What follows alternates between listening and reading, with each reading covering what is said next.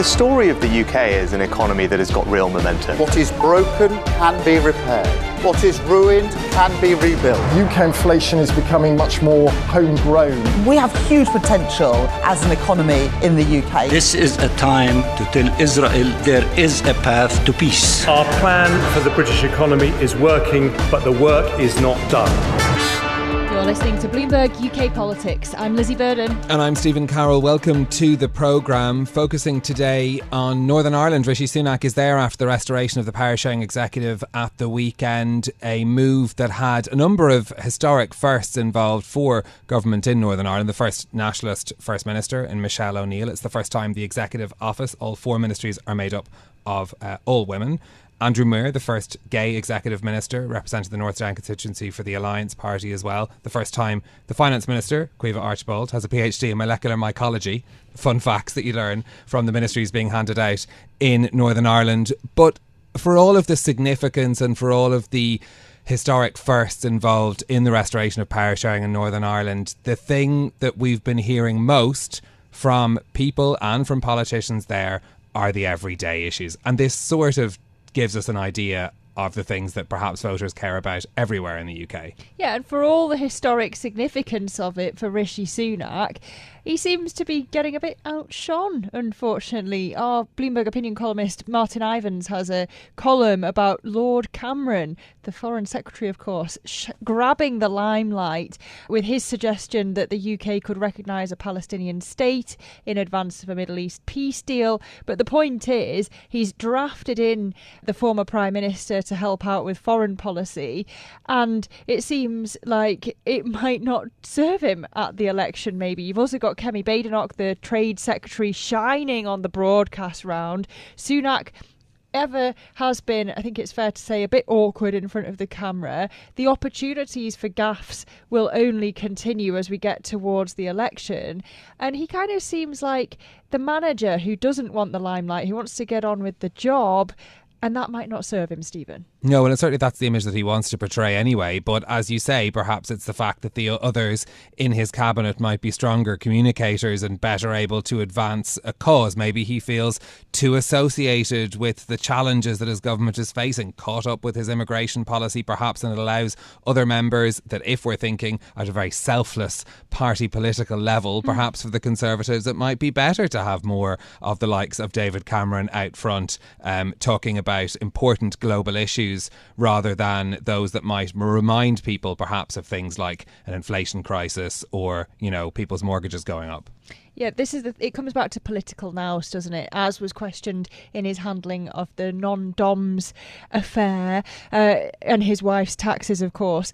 Does Sunak have the political nous to hang on to number 10 when surely a future Prime Minister needs to stay in the limelight in a general election campaign? Yeah, indeed. And look, what we're looking at in terms of the important issues to voters, according to polling, tells us essentially that, you know, if we didn't know it already, that all politics is local. And whereas we can be very worried about big geopolitical issues or foreign policy challenges, what people do care most about are issues like inflation and healthcare. And those are the sort of issues that will become even more in focus as we move toward the general election campaign.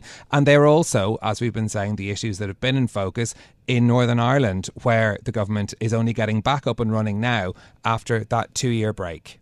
Well, let's get the view from Stormont now, and a busy day there of getting back to the business of government. Kate Nicholl is an Alliance Party member of the Northern Ireland Assembly for South Belfast. She joins us now. Kate, great to have you on the programme. Now, you were elected to Stormont for the first time in 2022, so this is going to actually be your first time to be able to do the job with the Assembly in session.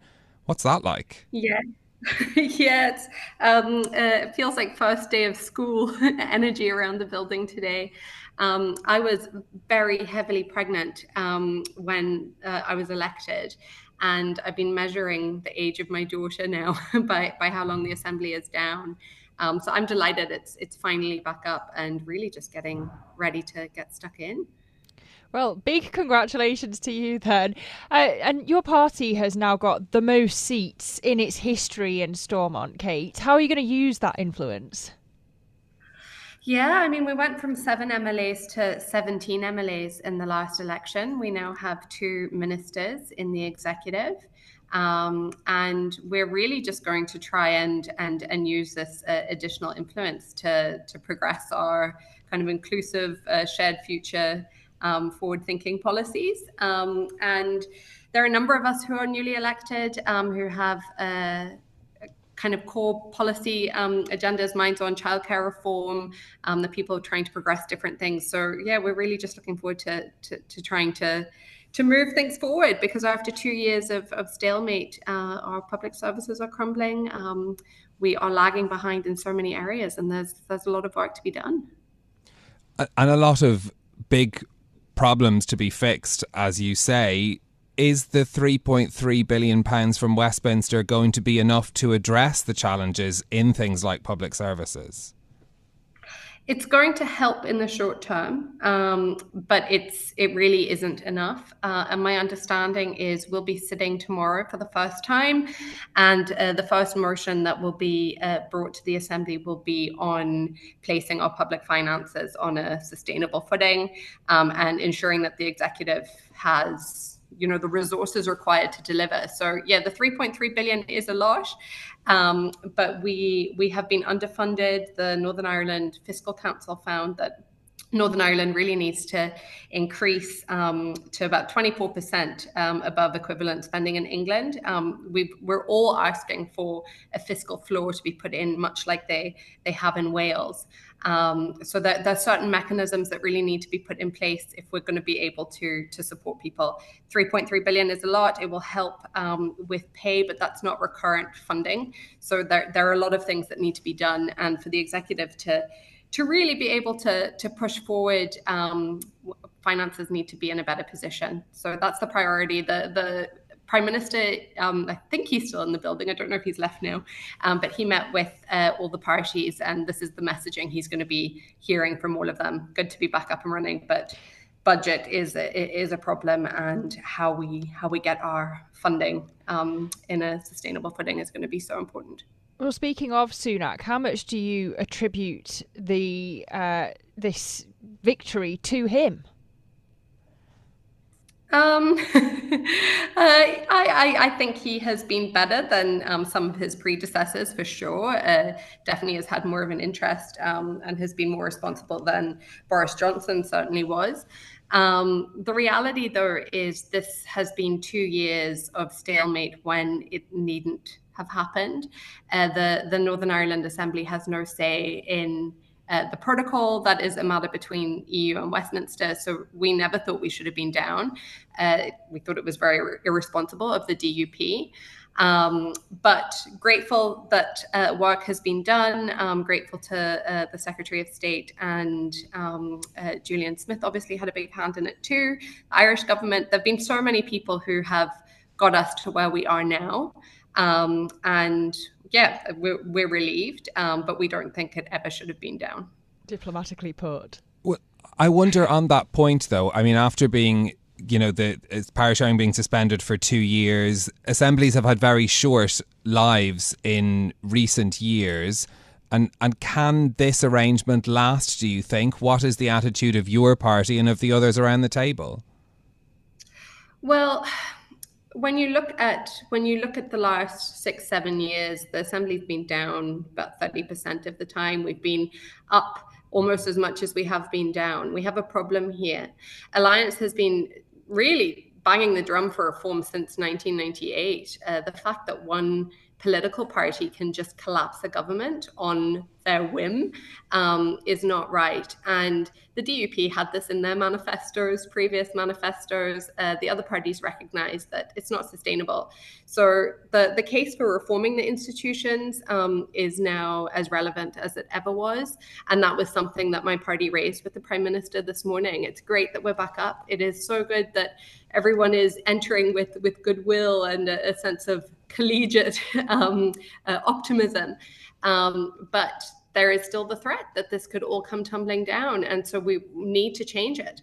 Still elect ministers in the way that we do under de Hont, still underpin the principles of power sharing and trust and mutual respect. But make it so that if one party doesn't want to be in government, then they can step aside into opposition. Welcome to do that, but don't hold it up for everyone else. So we'll continue to push with Westminster and the Irish government to make these changes happen. Well, it sounds like your in tray's absolutely overflowing. What's the priority, reform or public services? Well, for all of us, I guess we really need to get our public finances in good order. Reform is always going to be incredibly important, and for Alliance, it is very high up our agenda. Personally, childcare reform is my main area of interest. We see what's happening in England and do not like how the 3 hours model works. So we're looking at creating a bespoke system, and that really is the beauty of devolution. We have local ministers, local budgets, and we are able to make decisions for local people that suit us. So we're finally in a place now where we can start to tailor our policies accordingly and hopefully start to deliver for the people of Northern Ireland who have been let down for the last couple of years, and we've got a lot to make up for. In an executive that has a whole number of firsts, one of which is, the additional minister for the Alliance Party as well, does it matter for you that Michelle O'Neill is First Minister and the first nationalist to hold that position? I think it's historic, and I think for members of the community who are nationalists, that really means something, and I think it's right to recognise it. For me personally, our second ministerial appointee, Andrew Muir, is the first openly gay member of the executive. I think that's historic too. And I think it's just clear that Northern Ireland is changing. We are not a place of two communities anymore. We are multiple communities. We're all minorities. And so the aspirations of the architects of the Good Friday Agreement to have forward-thinking, inclusive, collegiate working is as relevant now as it ever was. And we're moving, and I think that's great. And so long as we can continue to work together and make sure that everyone is represented and respected, then only good things can come.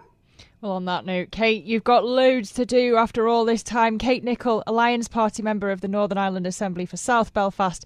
Thanks for joining us. Well, let's talk more broadly about the significance of the weekend's events in Northern Ireland with Jon Tonge, now Professor of Politics at the University of Liverpool. Jon, great to have you back with us on the programme. So we were just talking to Kate Nicholl there about the significance of Michelle O'Neill taking the position of First Minister at Stormont, the first nationalist to hold that position. Is it more than symbolic, though, that she would have that job? I think it is more than symbolic. It's not going to create a united Ireland in the short or medium term, but long term, I suppose it increases some momentum. Got to bear in mind that Sinn Féin, there's every prospect they'll be in government south of the border, so they'll be in government in both jurisdictions on the island of Ireland.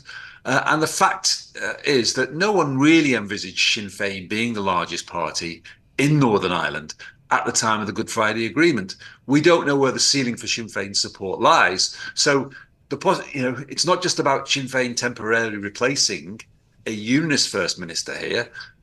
We might have seen the last Unionist First Minister allowing for the fact that the Deputy First Minister holds an equal amount of power. We might have seen the last Unionist First Minister of a polity that was created on the basis of it being a Protestant and Unionist state for a Protestant and Unionist people. So it matters. It matters in terms of the optics. It matters in terms of what it represents.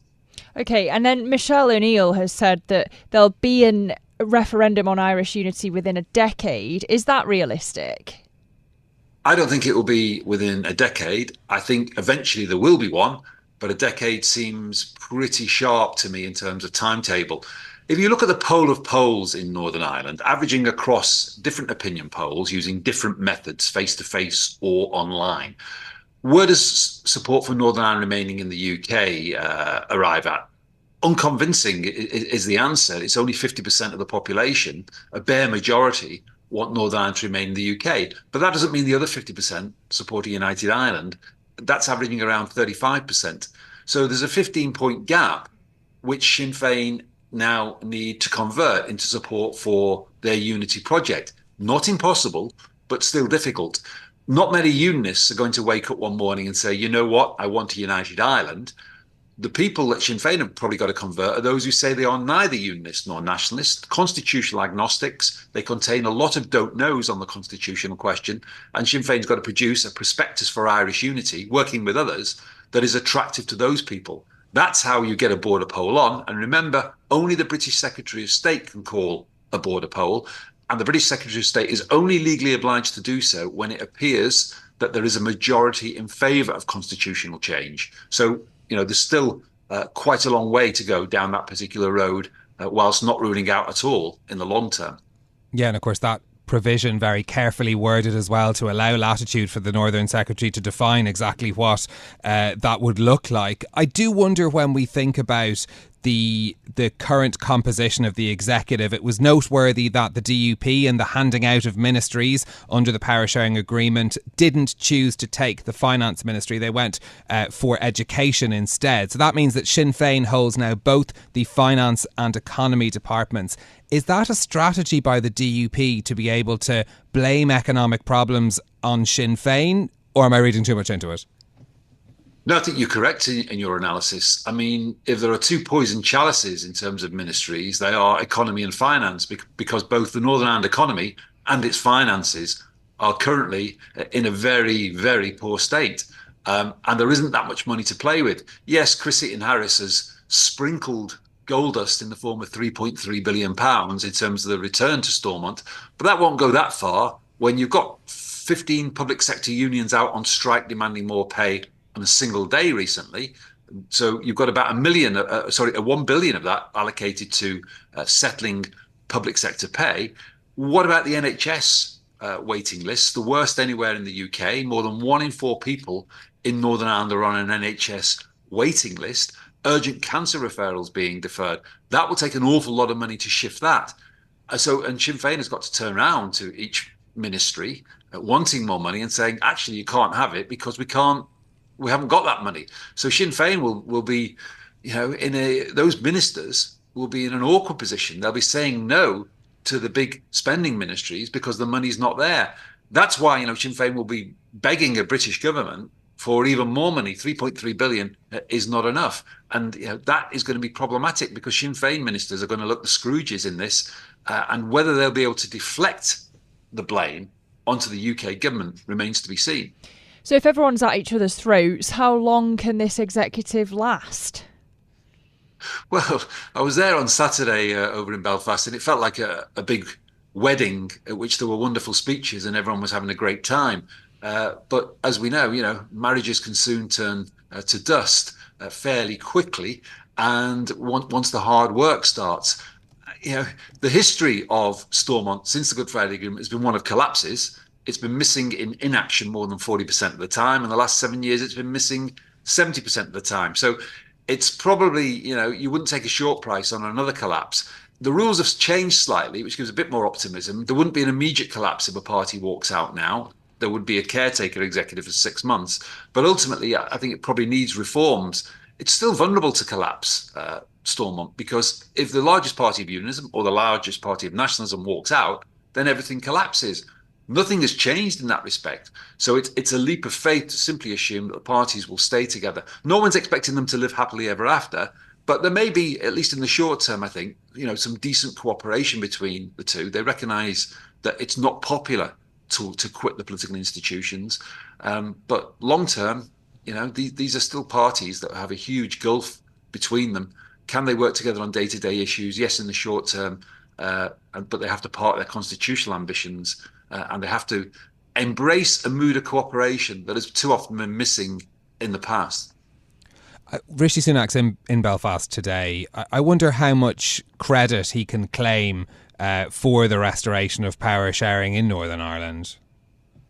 Some credit can be attributed to Rishi Sunak in the sense that he did negotiate the Windsor Framework with the European Union, which was an improvement on the absurd bureaucratic restrictions on the movement of stuffs, whereby you couldn't move sausages from one part of the United Kingdom to another. The Windsor Framework was about creating green and red channels to ease the pressure on goods going from Great Britain to Northern Ireland only. And the DUP has further improved that deal and effectively removed the checks on goods remaining in the UK only. So Rishi Sunak, he certainly needs a few successes to claim in the run-up to the Westminster election. He'll certainly be claiming this one. How much people's vote at the Westminster election will be influenced by the return of power sharing in Northern Ireland, I think that's very doubtful indeed. I mean, you wouldn't attribute the outcome of any Westminster election to what goes on in Northern Ireland. So yes, it'll be added to the Conservative, a fairly thin book of Conservative recent successes perhaps, but it's not going to be decisive in the election. Of course, he's going to bask in things today, but he knows really what will actually matter is the overall state of the UK economy, not what's going on in Northern Ireland. Well, more broadly, though, I mean, how important is Northern Ireland to politicians in Westminster, and would it be different under a Labour government? It ought to be more important, given that, it's only a generation ago there was a horrific conflict there in which thousands of people died, and it's still the most vulnerable in terms of political collapses and still some dissident Republican activity, albeit on a very low level. It ought to be higher up the scale of importance. But remember, there are no votes for the Conservatives or Labour in Northern Ireland. There is a very small vote for the Conservatives who stand over there, but it's negligible. I mean, there's no real votes for the Conservatives or Labour, and that immediately diminishes interest. You can't even join the Labour Party really in Northern Ireland. You're told to join the SDLP. So if there's no votes in it, and this year is all about votes, how is it going to get higher up the scale? In terms of Labour's approach to Northern Ireland, I mean, Labour is very, very proud of the Good Friday Agreement. Any deviation from the Good Friday Agreement, Labour will oppose because it's one of they would highlight one of their great achievements in government over the last half a century. So Hilary Benn, if he becomes the next Secretary of State for Northern Ireland, if there is a Labour victory this autumn, it will be, continuity the Conservative government. There won't be any difference. He's made very clear, Hilary Benn, that he supports both the Windsor Framework and the modifications to it that were achieved by the DUP over the last couple of weeks. So there isn't going to be it. It's the only area really of clear political bipartisanship between the two main parties. That was there evident in the Good Friday Agreement. It's evident more than a quarter of a century on. So very symbolic, but not necessarily the votes to incentivise politicians in Westminster to care enough. Jon Tonge, great to have you back on the podcast. That's Jon Tonge, Professor of Politics at the University of Liverpool. Thank you. Yeah, it's interesting to hear that point that Jon was making there about the duality of both the bipartisan effort from Westminster, but also this duality of what Northern Ireland is. It is a domestic political issue, but also a foreign policy issue, and is played so intrinsically into not only the UK's relationship with Ireland, its nearest neighbour, but also with the rest of the European Union since Brexit, and how Brexit has had such an impact on affairs there, and thus dominated the whole of the post-referendum relationship with the European Union as well. So this is an issue that brings into focus how, again, the interaction of foreign and domestic policy and how much that can impact for voters too. And that's not the only foreign policy issue we've been thinking about. No, we've been talking a bit about the shipping crisis in the Red Sea and how tensions in the Middle East could escalate and hit UK inflation. You've got David Cameron, the Foreign Secretary, as I say, making waves for calling for a two-state solution. But we discussed David Cameron's latest comments with Jane Kininmont, the Director of Policy and Impact at the European Leadership Network, on why he said them. One of the difficulties has been that most of the world believes in a two-state solution, and the Israeli Prime Minister has been saying very openly that he is against it and he will make sure it doesn't happen.